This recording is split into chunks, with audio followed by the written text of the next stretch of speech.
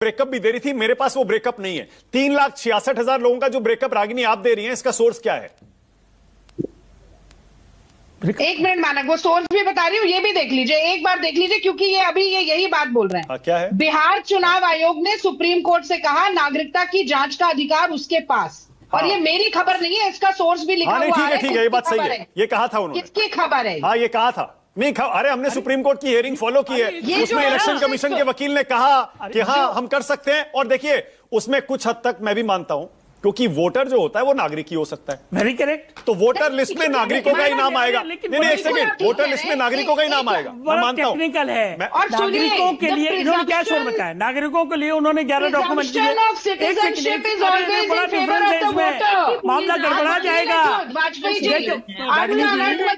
मामला गड़बड़ा जाएगा। It's a constitutional matter. मैंने फिर कह रहा हूं कि right to vote is a constitutional right on better footing than fundamental right. Please understand. और इसको इतनी आसानी से डिबेट खत्म नहीं होगी, इसलिए मैटर पेंडिंग है। सुप्रीम कोर्ट में इलेक्शन कमीशन ने कहा कि नागरिकता का चेक करने का मतलब। एक बात बताइए, फिर एक बात बताइए वाजपेयी जी, एक और सवाल। इसका मतलब ये हुआ, अगर आप ये कह रहे हैं कि एसआईआर जो है घुसपैठिया पकड़ने के लिए था ही नहीं, तो यानी बीजेपी के बड़े बड़े नेता जो ये कह रहे थे, ये जो वोटर अधिकार म्यूजिक घुसपैठिया पीछे पीछे बिहार आता है, झारखंड जाते हैं, पीछे पीछे झारखंड जाता है, बंगाल जाते हैं, वहां भी उनको घुसपैठिया मिल जाता। चुनाव आयोग को ही नहीं मिल रहा है, सिर्फ उनको मिल रहा है। आज ये भी एलजेपी के प्रवक्ता बोल दें कि अगले बार से अगर बीजेपी के कोई नेता हो, चाहे अमित शाह जी हो, मोदी जी हो, ये झूठ फैलाने की कोशिश करेंगे चुनाव आयोग के खिलाफ कि बिहार में घुसपैठिया है तो उन पर कार्रवाई होनी चाहिए, पर कार्रवाई ये नहीं करते हैं मानक जी। इसलिए मैं कह रही हूं, क्योंकि एक रिपोर्ट आई, वो रिपोर्ट बता रहा है कि ढाका में बीजेपी के लेटर हेड से, इनके लेटर पैड से, जो बिहार का ही लेटर पैड है इनका, वहां से एक लेटर गया सीईओ को, और वो लेटर ये कह रहा था 78,384 लोग घुसपैठिए हैं। ठीक है, अब ये घुसपैठिया बताया, पर उससे पहले क्या हुआ, ढाका के सिटिंग विधायक है पवन कुमार जायसवाल, अब उनके जो पर्सनल असिस्टेंट है, उन्होंने भी क्या किया, एक लेटर दिया कि 78,384 लोग, इन्होंने अपने डॉक्यूमेंट्स नहीं दिए एसआईआर में, तो ये इनका नाम कटना चाहिए। अब बताइए, जितने लोगों का नाम इन्होंने कटवाने की कोशिश की, वो सूचना फर्जी निकली, क्योंकि कोई भी घुसपैठिया नहीं निकला, कोई कार्रवाई हुई इन लोगों पे। जबकि जनप्रतिनिधित्व अधिनियम 1950 की धारा 31 कहती है कि अगर कोई भी दिग्भ्रमित करने की कोशिश करता है या वोटर रोल के साथ छेड़छाड़ करने की कोशिश करता है, उसके खिलाफ कार्रवाई होगी। कितनी कार्रवाई हुई? एक डेटा और आपके सामने हम पेश कर रहे हैं, औरंगाबाद का 223 औरंगाबाद विधानसभा घर नंबर 18, उसके भीतर अभी भी नया वोटर लिस्ट जो आया है, आने के बाद एक ही घर में 104 मतदाता है। अब मैं आपको बता रही हूं मानक जी, जो कार्य प्रणाली है चुनाव आयोग की, एक ऐसी अनसुलझी पहेली बन गई है जो कोई सुलझा नहीं पा रहा है। एक काम तो ये लोग बहुत बढ़िया कर रहे हैं, वो है कि मोदी जी को कैसे फॉलो करना है। फॉलो इस वे में कि जैसे मोदी जी हर जगह हर चीज पर अपनी तस्वीर चिपका देते हैं, अब चुनाव आयोग का पूरा उठा करके ऊपर से नीचे ट्वीट्स की संख्या देख लीजिए, हर जगह ज्ञानेश कुमार जी की फोटो चिपकी हुई, और दूसरा जो फॉलो करते वो ये प्रेस कॉन्फ्रेंस नहीं करते। अगर आप कर ले तो 104 मतदाता, सुनिए ना, 104 मतदाता अगर एक घर में हैं, तो ये क्लेम्स ऑब्जेक्शंस का पीरियड तो अभी भी चल रहा है। आपने क्यों नहीं ऑब्जेक्शन कर दिया और हटवा दिए वो सारे नाम?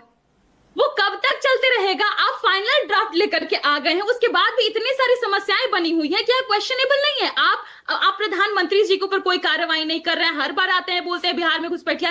किनको प्रधानमंत्री घुसपैठिया बोल रहे हैं? अमित शाह जी ठीक है, सुनिए प्रियंका, घुसपैठिया का तो हो गया, देखिए क्लियर है घुसपैठिया पर, ठीक है, आपका पॉइंट मैं मान रहा हूं। और देखिए, बिल्कुल बीजेपी के प्रवक्ता भी, वाजपेयी जी भी घुसपैठिया पर अलग अलग राय रखते हैं। मैं दूसरी बात कह रहा हूं प्रियंका, एक सेकेंड, मैं दूसरी बात कह रहा हूं। मैं कह रहा हूं अब तो सब कुछ क्लियर हो गया ना, आपके पास अभी भी टाइम था। अब आप ये आरोप क्यों लगा रहे हैं कि इतने वोटर काट दिए, इतने वोटर काट दिए? भाई, जुड़वाने का टाइम अभी भी आपके पास है, और कितने सारे जुड़े भी तो हैं। कुल जो वोटर जुड़े हैं 21,53,000 जुड़े हैं।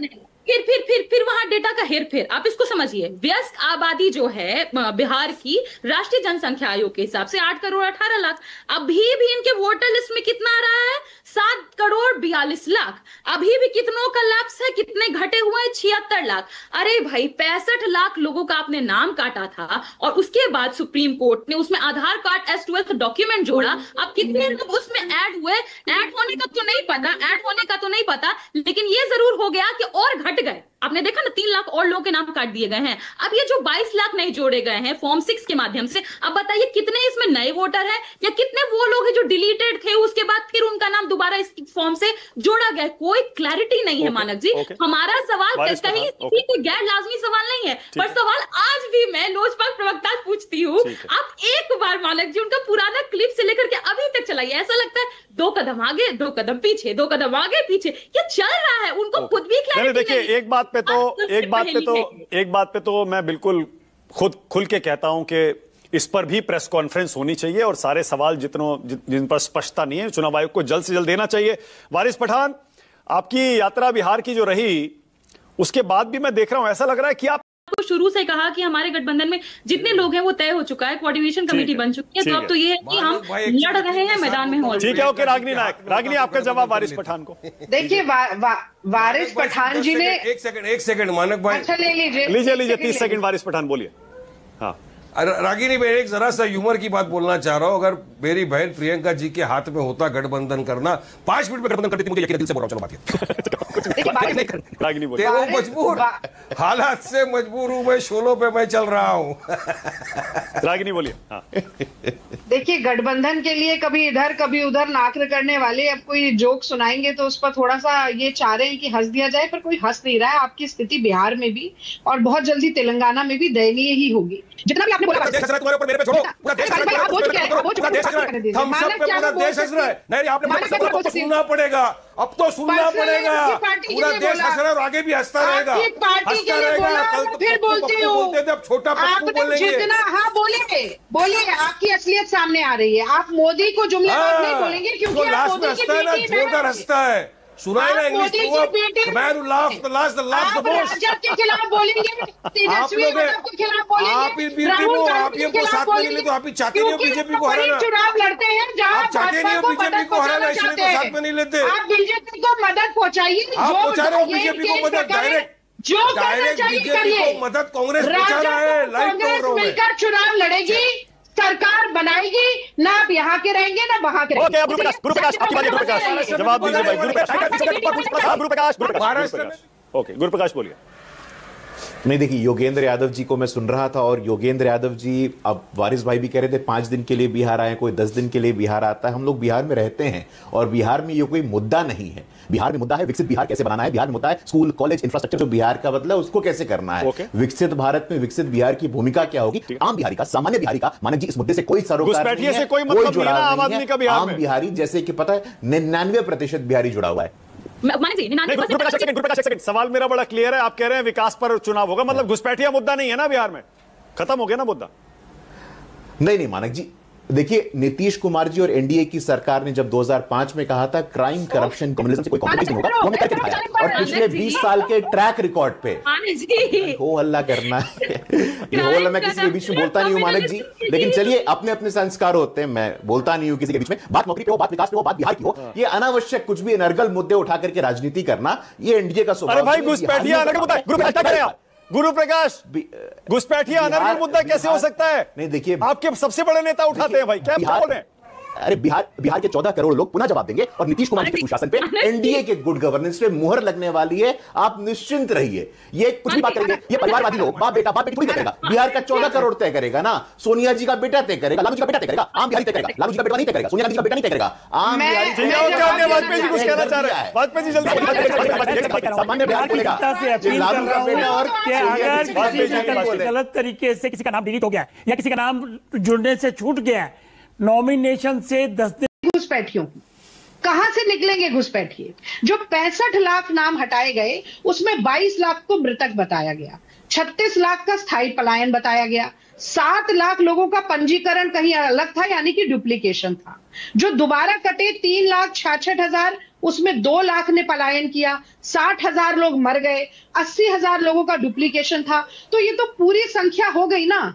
इसमें घुसपैठियों का नंबर कहां से जोड़ेंगे? बिल्कुल सही है, कहां से आएगा? बिल्कुल सही है। और अगर अब इसीलिए मानक एक बात और कहते, तो अगर ये घुसपैठियों वाला सवाल नहीं था तो आज भाजपा के प्रवक्ता को 2 बातों में से एक आपके चैनल पर मांगनी चाहिए। पहली बात तो ये कि मोदी जी ने बिहार में वैमनस्य, नफरत और हिंसा का वातावरण फैलाने के लिए झूठ बोला, घुसपैठिया घुसपैठिया का नैरेटिव बनाया, जैसा कि अमित शाह ने पिछले बिहार के चुनाव में बनाया था, जब उन्होंने कहा कि अगर राजद और कांग्रेस की सरकार जीतेगी तो पाकिस्तान में बम पटाखे फूटेंगे। या तो ये मान ले, या दूसरी बात मान ले जो विपक्ष कहता रहा है कि एसआईआर केवल वोटर लिस्ट कैप्चरिंग और वोट चोरी का माध्यम था। घुसपैठिया वाला मामला क्या है? हाँ। वो तो आया ही नहीं इसमें। हाँ। और उन्होंने बाकायदा बता दिया कि 3 कैटेगरी है। हाँ। वो नोटिफिकेशन में बाकायदा लिखा हुआ है। भाई, इलेक्शन कमीशन ऑफ इंडिया की एक्सरसाइज घुसपैठियों को ढूंढने के लिए नहीं थी, ये मैंडेट उनके पास नहीं है। प्लीज, इसमें कहां झगड़ा है बताइए? आप जवाब दो ना इसका। कमाल लॉजिक दे रहे हैं वाजपेयी जी, कमाल लॉजिक दे रहे हैं आप भी। अच्छा, एक बात बताइए, आप तो वकील, आप जवाब दीजिए ना। आप वकील हैं, आप नेता। पहले मैं बात पूरी कर लूं। क्या इलीगल इमिग्रेशन वाला वोटर लिस्ट में हो सकता है? नहीं हो सकता। नहीं हो सकता। तो काय की एक्सरसाइज? घुसपैठियों की तो एक्सरसाइज नहीं थी। जब वो हो ही नहीं सकता तो हम उसको ढूंढेंगे कहां से? वो एक्सरसाइज ना, ऐसे नहीं चलेगा साहब। जवाब देना, पूरी तरीके से जवाब देना, आंसर देना पड़ेगा। जब मैं कह रहा हूं कि इलीगल इमिग्रेशन वाला या घुसपैठिया जो है, क्या एलिजिबल वोटर हो सकता है? नहीं हो सकता। तो नहीं हो सकता। तो जब है ही नहीं लिस्ट में, तो वो इसी एक्सरसाइज क्यों करेगी? ये काम है मिनिस्ट्री ऑफ होम का। और माइंड यू, जब एनआरसी लाने की बात की थी तो इलेक्ट खाने को पड़े थे हमारे ऊपर, आंदोलन पे आंदोलन, कि एनआरसी नहीं होनी चाहिए, एनआरसी नहीं होनी चाहिए। मुझे एक बात का जवाब दीजिए। घुसपैठिया ढूंढने के लिए एक्सरसाइज एनआरसी है, और ने कभी इलेक्शन कमीशन ने कहा कि भाई हम इसमें घुसपैठिया ढूंढ रहे हैं इसलिए हम कर रहे हैं। उन्होंने कहा कि वोटर जो एलिजिबल हैं वो उनको इंक्लूड होना चाहिए, और उनका स्लोगन भी यही है, no eligible voter to be left out and no ineligible person to be included in the electoral roll. ये उनका प्रिंसिपल है। ओके।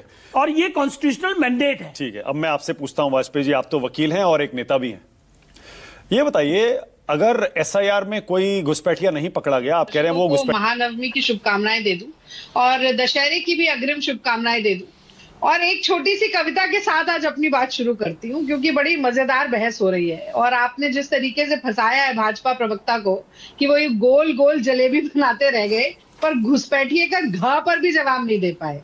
तो देखिए, बिहार चुनाव से पहले घुसपैठिया घुसपैठिया चिल्लाएंगे पर नाम नहीं बताएंगे। लाखों फर्स्ट टाइम वोटर फॉर्म 6 से जोड़े जाएंगे पर उम्र नहीं बताएंगे। लाखों लोगों को मृतक कहकर वोटर लिस्ट से हटाए जाएंगे, लेकिन मृत्यु प्रमाण पत्र नहीं दिखाएंगे। जितनी चाबी भरेंगे मोदी जी, ज्ञानेश जी उतनी ही कलम चलाएंगे, इसीलिए गंगाधर शक्तिमान कहलाएंगे।